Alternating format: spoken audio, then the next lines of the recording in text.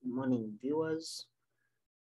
This is Charles again, and today we are proceeding our series on overhead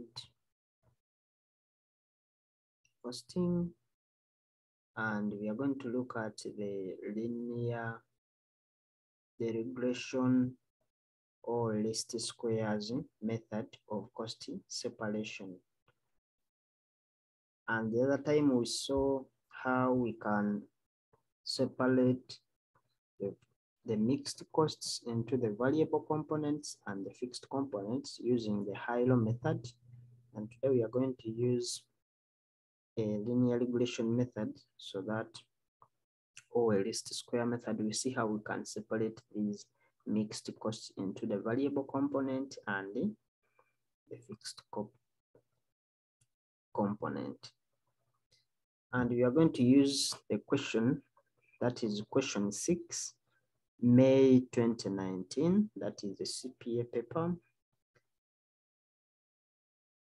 And we are going to use that. We see how we can separate these costs. So it says, the academic registrar of a public university has identified the number of hours taught as a cost driver for extra teaching overheads. The following is a summary of the number of hours and overhead costs for the papers taught per month. Here they are saying, as we earlier said, that these overheads, they cannot be directly traced to the final product. And what we can only do is by getting the appropriate base, which we can use to apportion those costs. And after doing that, then we can remove from the production department and we try to absorb them using the OAR, or the overhead absorption rates, as we are going to see in the next videos that will be talking about how we absorb overheads. But as per now, we are still separating the costs into the mixed costs and the variable costs, and we see how we can really try to allocate these costs to where they belong. So we have the number of months, we have the number of hours, and the overhead costs in shillings. That's January, we incurred 3.5, and we spent all that on the 200 hours that were taught. February, we have 240, and we incurred 4.1, that's 4,100,000. In March, we incurred 260 hours, and the total cost was 4,400,000. In April, we incurred 300 hours at a cost of 5 million. In May, we incurred 5.3 on 320 hours taught. So required, using least squares analysis, estimate the overhead costs when 350 hours are taught. The question wants us to find a linear regression line so that we can determine the total cost that will be incurred when 350 hours are taught. First of all, what I want you to get into your mind is that when you're using this linear or whatever, the least squares method or the regression line method or analysis, this one gives us the relationship between the variables. And in this case, we have the overhead costs as our variable and the number of hours as our second variable. It stipulates this variable overhead variable. It stipulates these variables into the fixed, the dependent and the independent. And whenever you get a question, try to find out which one is depending on the other. Because we said that to find the relationship between two items, you must find a relationship that exists or what combines those two variables that have been given the question. Now we are seeing that the number of hours taught. To get this total cost, we base on the number of hours. If let's say someone teaches more hours, you find the total cost is also increasing. As you can see, for the 200 hours, we spent 3.7, but when it proceeded to 240, we paid more, which brought in the 4.1. It is either increasing or decreasing.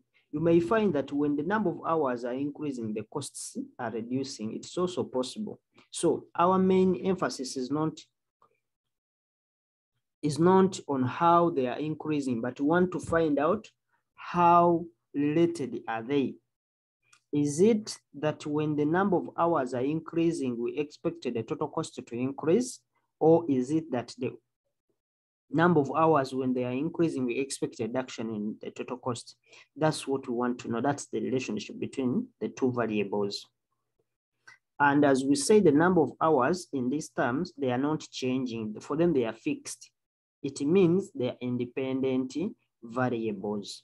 Then these overhead costs, for them, they are dependent because they are dependent variables because they depend, their cost depends on the number of hours that have been taught. So for us, what we want to know, is it at a fixed rate? Is it that when the number of hours are increasing, the total cost, they are not changing? It means they are remaining fixed, or they are variable in nature. That's what we want to find out. And that's the motive of this method, or the main emphasis of this linear regression. It's just to find out the relationship between, and this relationship, as we said, it follows the equation of a straight line. So when you are applying this, you make sure we are going to be applying the cost function. Okay, having understood that, part B says, explain any two causes of over and under absorption of overheads. These ones, we are going to see them, but to give you a brief idea so that by the time we reach the other side, you'll be having something in mind. Here, when you're talking of over and under absorption of overheads, the main emphasis is, if let's say you had budgeted output levels and you are said at a certain production, I'm expecting to produce 10,000 units. But when the actual production takes place, you find that you have produced 12,000 units instead of the 10,000 units you had budgeted for. And we've used the same cost, because when you set the output, you have also to set the total cost that you are going to use in the production of those units. And you find that you've produced 12,000 units using the same cost. It means that we have got a gain. We had budgeted for less, but we've got more. It means that will give us an over absorption of overheads, and that over absorption will be added back to the gross profit to provide for us the gross income, and that's the accounting treatment of over absorption. On the other way, when we budgeted to produce 10,000 units at a given cost, we find that instead of producing 10,000, we have produced 9,000 units. So that difference or that loss in units between what we have planned and what we have actually produced is what we call the under absorption of overhead. That we have used the same cost, but instead of producing exactly what we wanted, we produced less. So it means that will be a loss in that way. It will be a loss, so it will be deducted from the figure of the gross profit in the income statement or profit and loss account. And that's the accounting treatment of under recovery of overheads or under absorption of overheads. Absorption and the overhead absorption and the overhead recovery, they are the same. So don't get confused there when they use those two words interchangeably. So we shall see them as we go to the next videos, but let's concentrate on this linear regression and we see how we can sort it out. So we got the solution. The solution is going to be, we said May 2019. This is May. I had stipulated, as I said, that this equation, it follows the equation of a straight line. And we say the equation of a straight line is y equal to mx plus c.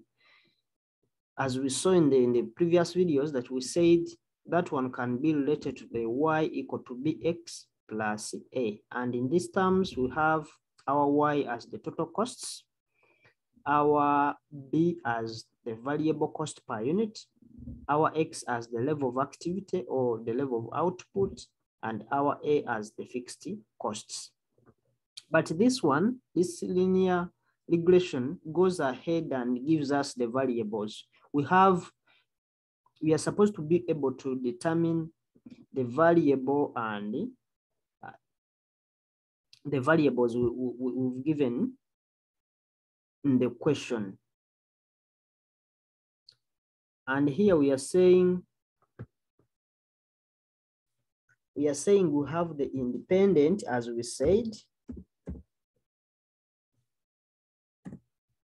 independent, and here we are saying that our x, which is the level of output or the level of activity, and this time it is number of hours.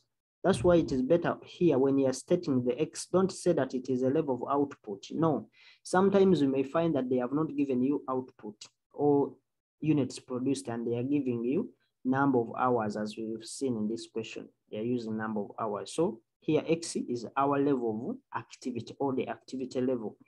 So our x is constant. Why? Because for it, it doesn't depend on the cost. The number of hours we are incurring in the production or the number of hours we are using in teaching, they are fixed. But what only changes is the cost we are incurring.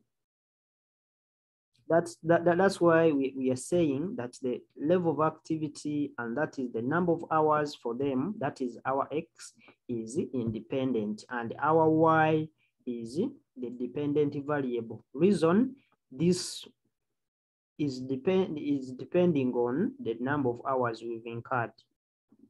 So we can proceed with our calculations, and I had got for you here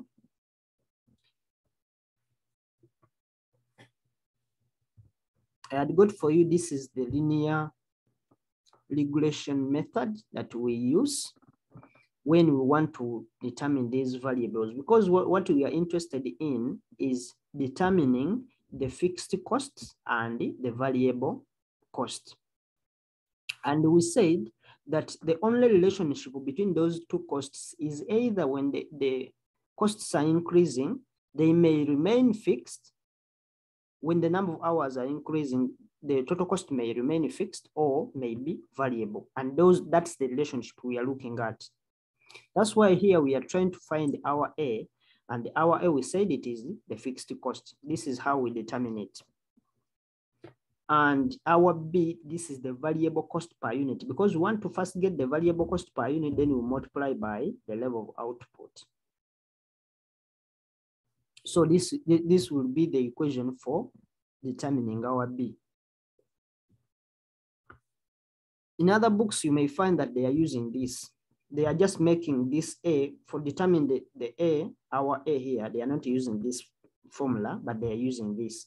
They are just making this A the subject of the formula, whereby you just take the bx from this side. It will be y minus bx, which will be equaling to A. But in this sense, our y, it is now the total cost. Meaning, the reason why they get it like that is because here we are using all the variables that have been given in the question, all of these variables. So what we want to find out is that we want to get one number that we can use to give us the value for A. And the only way we can get that one number is adding this number, the level of activity and the overhead costs. We get their average. When we get that midpoint, it can help us to determine the rest. But the only way you can get this A is after finding the B, because it will be the total cost with less the variable costs. And this will say this BX is the total variable cost. This B is the variable cost per unit, multiply it by the level of output, and it will be giving you the variable costs. So here we are taking the total cost minus the variable. The whole of this is variable cost. But to get this total level of activity, you sum up with this and we divide. Since we want to use only one number, we divide it by their number. And this N will be the number of observations we are given. And the observations were the 200, 240 up to 320. So we add up these ones and we add up these ones, we get there. We can even do it from here. We get the total here. We say sum of this. We close the bracket. Let's enter. This is our total. And to get this one, you say cosine sum. We are summing up. Meaning we are adding this up to that. We close the bracket. Press enter. And this is our total cost.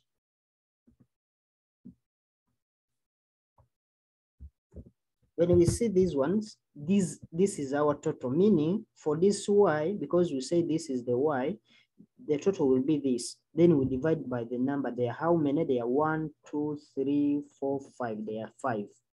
Those are the number of months they gave us. There are 5. So you divide this one by 5.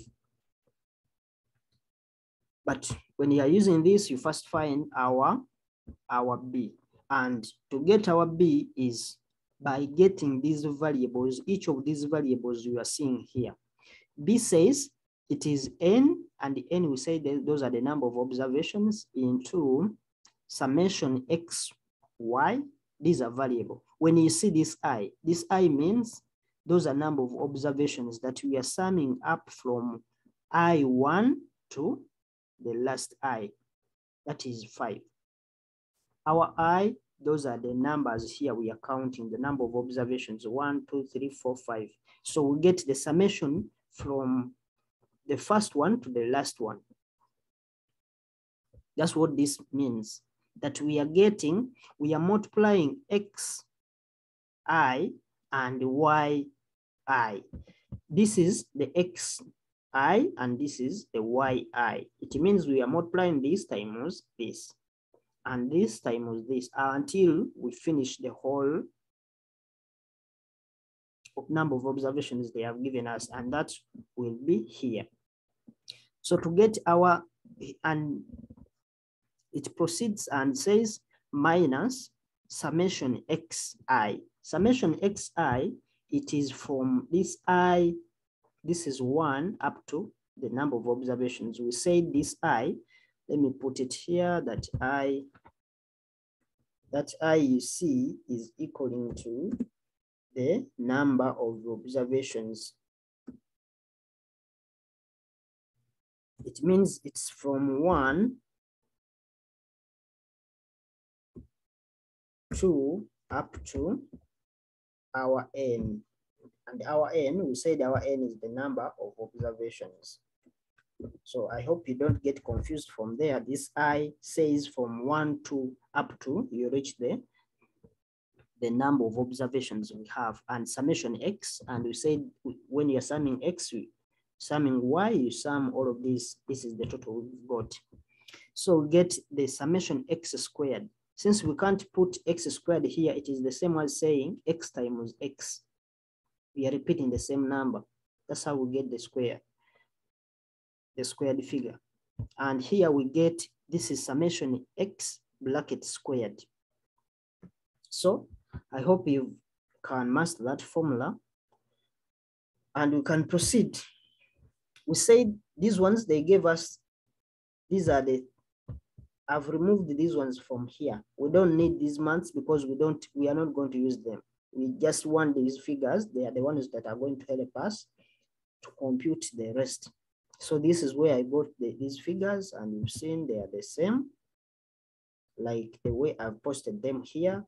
So we are going to just proceed with our scenario, and we said to get our xy, it will be this x1i times y1i. It will be this multiplied by this one, and we press enter, it will be giving us that. But remember, here we have these 3 zeros up. These are in shillings. When you multiply number of hours times the cost, you will be getting shillings.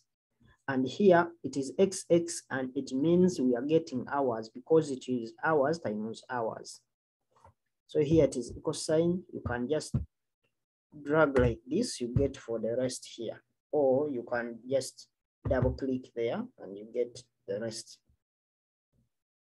We said we have also to get the summation XY, as they said here, it is summation XY. So we have to get also the total here. It will be equal sign sum.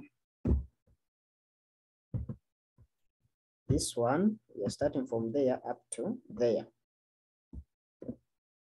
Let's enter, that will give us that, and we shall get also the x squared. This is our x squared, and our x squared in this scenario is this multiplied by the same figure. So it will be giving 400,000. When you get 200 squared, you'll be getting 40,000. Can double click here and you get the rest there. We get also the total, because here in the question it says summation. This summation means summing, and we are summing the x squared. It will be sum of this up to the last one. Let's enter. Make them a bit broad, sorry. Assign sum from here up to here, sorry.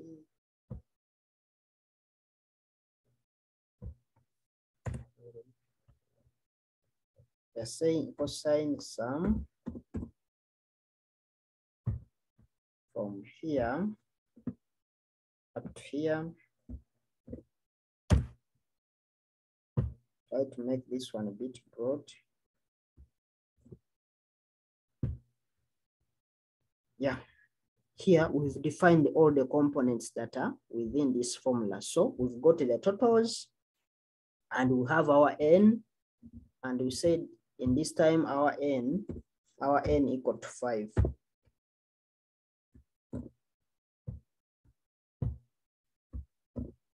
Our n is 5, so we can substitute in this formula of ours, and we try to get, can put this one in, can fill in put in the borders. So we can come here and say we are getting now our B, and we said our B is equaling to, this is the variable cost per unit, to be equaling to the N, and we know our N is 5, multiply it by our summation X, Y. This is our summation X, Y, but allow me put these whole figures so that you can be able to follow. 240 triple zeros, and we are saying minus, you can put these ones in brackets so that you can be able to follow up. You can look up even this one and open another bracket here. We said we are lessing. Now it will be summation X. Our summation X is this one, which is 1320. Multiply it by the summation Y, and our summation Y is 22300. So we can look up even that, and we put it is over.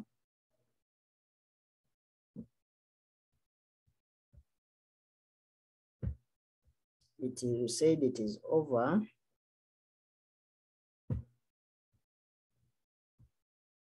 So it is over N, our N is 5. Multiply it by our summation X squared, and our summation X squared is 3576000.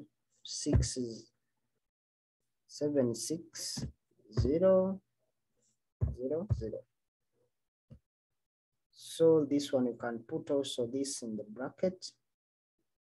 But we are seeing this 5. We are seeing that this 5 is multiplying only this box. It means this, the whole of this will be in the bracket. Because in the formula here, you're seeing that this 5 is not multiplying the whole of everything. It is just multiplying this X squared, summation X squared. So we get minus, we put it, even this one in bracket. It will be our summation X, and our summation X was 1320. But instead of saying squared, because there is no, we can put it here, we shall just say multiply it by the same figure, 320. That's why I want you guys to be following. And that's how it's going to be. Can I highlight this one? That will make it a bit bold. You'll be able to see. Let me increase also the font size. Okay, hope you can be able to see there. Then we can try to find our B. Since we are using Excel, and just say B equals, can put it, we can calculate it from here. We said it is 5.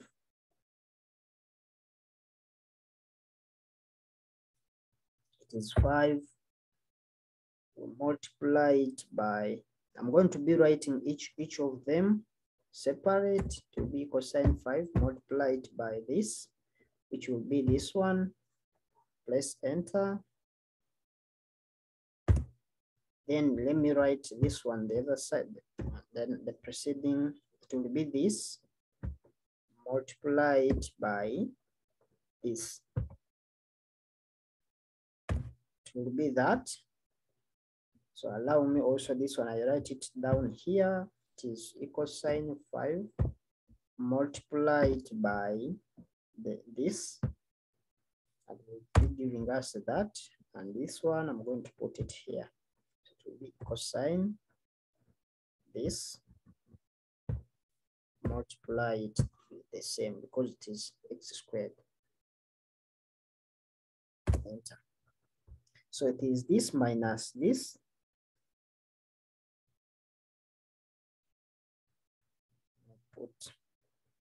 It is this minus this, so I can put it here, and we are saying equal sign this minus this one. Press enter, and over this minus this, so will be equal sign this. minus this one, which will give us that. So the final answer is a division. We are dividing the upper one over the lower one. So it will be this divided by this. So we can put that one. We say our B, our final B will be in this one. Let me put it there. It is this cosine this divided by this, which gave us 15. But remember, this 15, we had the zeros up. So don't forget that we had these zeros up here. If you had included these zeros within here, here and here, because we are dividing,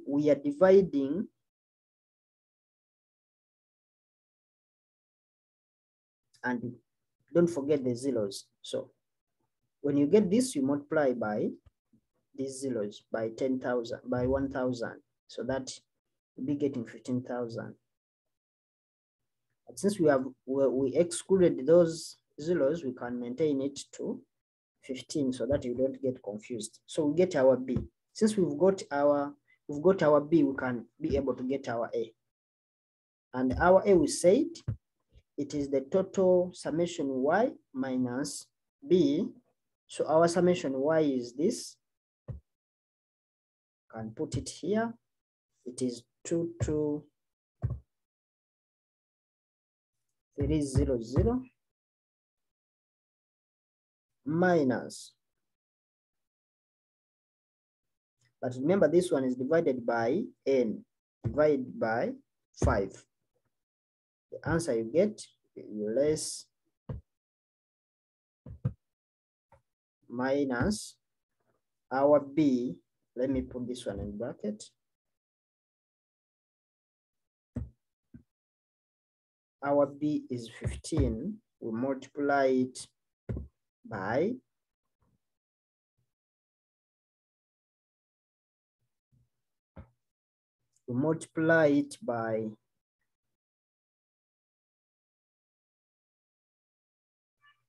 by our total x over n, and total x over n is this. It should be 1320 divided by 5.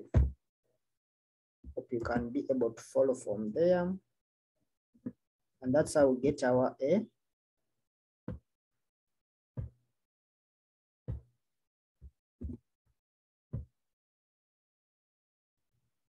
So we can either say from here that we can put our A here. Our A is equal to this. Say the equal sign. Can determine it from here.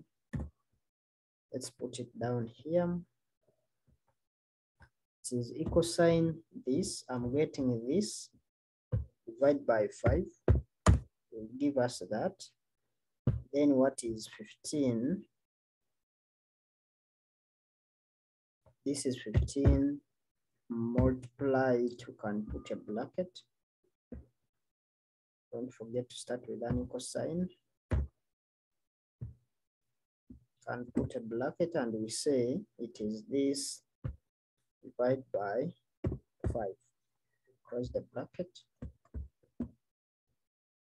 and we press enter. It will be giving us this. So it is this minus this. So to get our A will be equaling to this minus this. So we shall be having 500.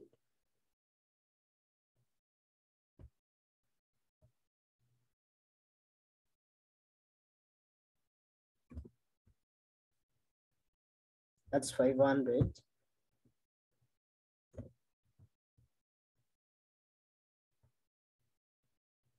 So when we've got that, we can go ahead and say we form the equation, and the equation is following this. it is y equal to bx plus a. We just substitute in the variables. We say the a is 500. The b is 15. Then we get our x, and where these variables, they are the ones we are looking at. We are getting, now this will be the equation of a straight line that comes from the relationship between those two variables. And we said it is 15, but don't forget that we had our whatever, we had our thousands, then plus, we can say plus our 500. That is the equation of, this is the equation of, this is now the equation of this is the regression line that connects between these items they were given us, between the independent and the dependent variable. And the question says that we estimate the overhead cost when 350 hours are taught. So we are going to find what will be the total cost. We can come here and we say when because we said our number of hours, these are the x. It means when x equal to 350. So what we can just do from here, it is substituting where you see x, you put 350 to get our y. So our y will be equal to y. It is, sorry, I don't want that. I just want only y. Y will be equal to this equal sign, which is 15 multiplied by the 350. Then we add whatever we get, we add the 500. Press enter. It is this. It will be 5 million. It is 5,750. But don't forget that we had our 3 zeros. So when you get this, you multiply it by 10,000 by 1,000 to get 5 million. So our total overhead costs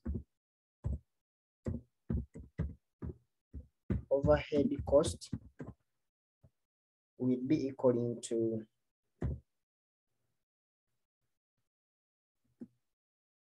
5,750,000, and that's how we get that.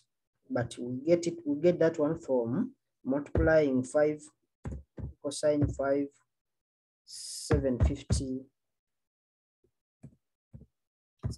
multiplied by 1,000, because these figures are in thousand, the total cost in thousand, so it will be giving us that, and this will be our y. So when we've got that, we can now say we've calculated that and we are done with it.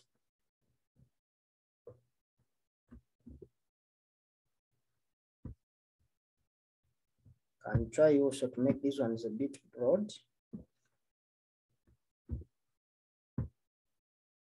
And there we are done. That's how we use the regression line to compute that. Thank you for watching. We are going to how we can allocate and apportion these overheads. Since we have separated them, now we want to look at how we can be able to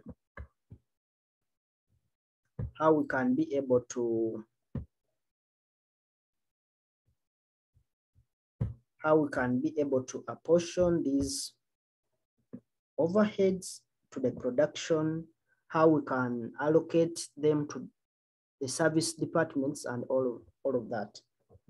So allow me to stop here for today, and we'll link up in the next videos talking about how we can apportion them. Thank you for watching.